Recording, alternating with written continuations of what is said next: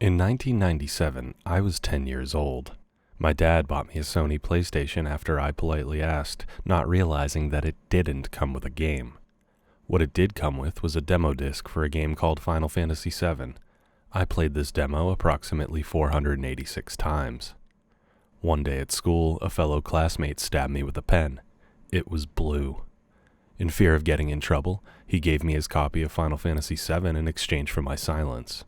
To this day, it is in my top 5 favorite games of all time. Fast forward 23 years later and the remake is finally here. Is it good? Short answer, yes. Long answer, oh hell yes. The first thing you'll notice when you start Final Fantasy VII Remake is how beautiful it is. The opening cinematic all the way into your first playable moment as Cloud is exactly how you remember it. Because even though we all know the OG Final Fantasy VII looked like complete garbage, it kind of didn't. At the time it was actually gorgeous. To my stupid 10-year-old imagination, it looked like this remake, and now we have this remake and my life is complete. I'll have to admit though, there are occasions where some extremely low-res textures catch your eye. Like, look at these flowers, they look like shit. Anyway, Final Fantasy VII Remake pushes the PS4 Pro to its limits. The look and performance of this game are everything you'd expect from a PS4 Pro. I choose to ignore that my PS4 Pro sounds like a chainsaw when I'm playing this game. It's loud, but I just turned my TV up louder. High IQ, problem solved. The load times are average, maybe even long. I think they're long, but this might also be that I'm spoiled from the SSD I have on my PC where I spend most of my time gaming. So they're probably just average.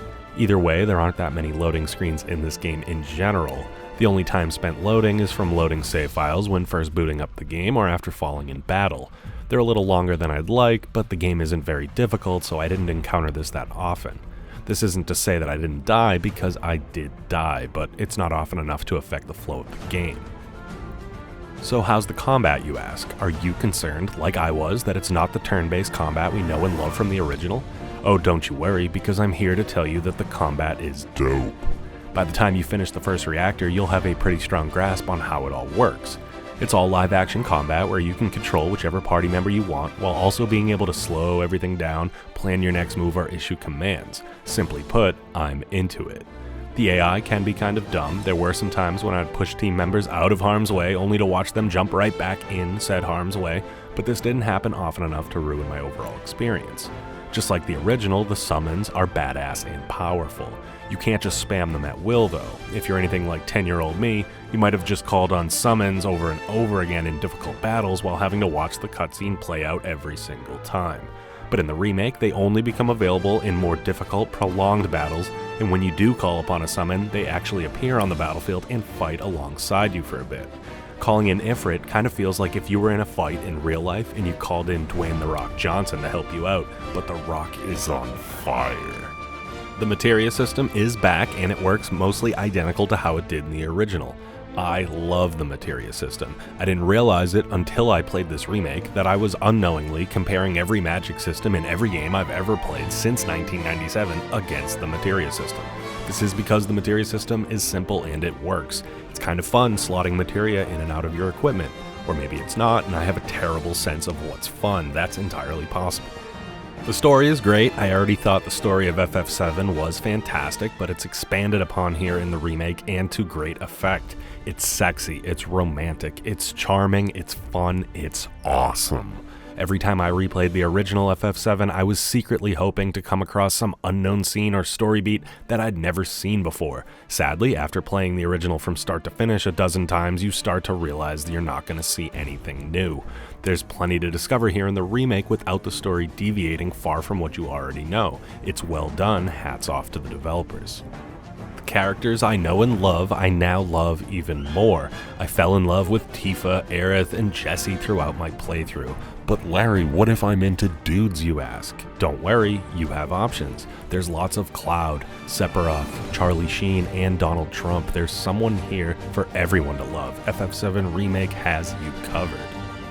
Arguably my favorite part of the original game is the soundtrack. To this day, I still randomly fire up some of the tracks and listen while driving to work because they're awesome. The remake brings back all the classic tracks from the original, but it doesn't just reuse them as much as it recreates them. It works, and it works well. Just listen to this chocobo rap music.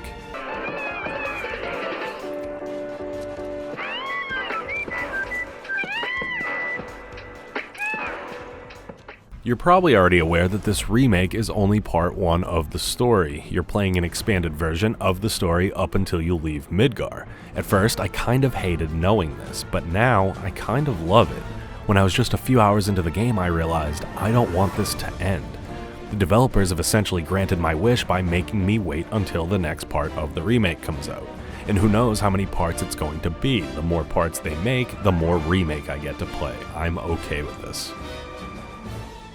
I have one major complaint with this game, but fortunately it's not game-breaking in any way. That's a testament to how good I think this remake is, but I'll be honest, the side quests suck. They get a little better as you progress, but overall they were pretty ass. That being said, they are your standard run-of-the-mill JRPG side quests. They didn't ruin the game, they're just there, the rewards are alright, and they don't take that long. They're tolerable. I think it's pretty clear how I feel about this game, but I'll say it one more time. This game is dope. It has met my expectations and at times has exceeded them. I thought to myself while playing this that I hope FF16 or whatever the next installment is takes heavily from this game's combat and exploration system while making sure to get some of the overworld involved.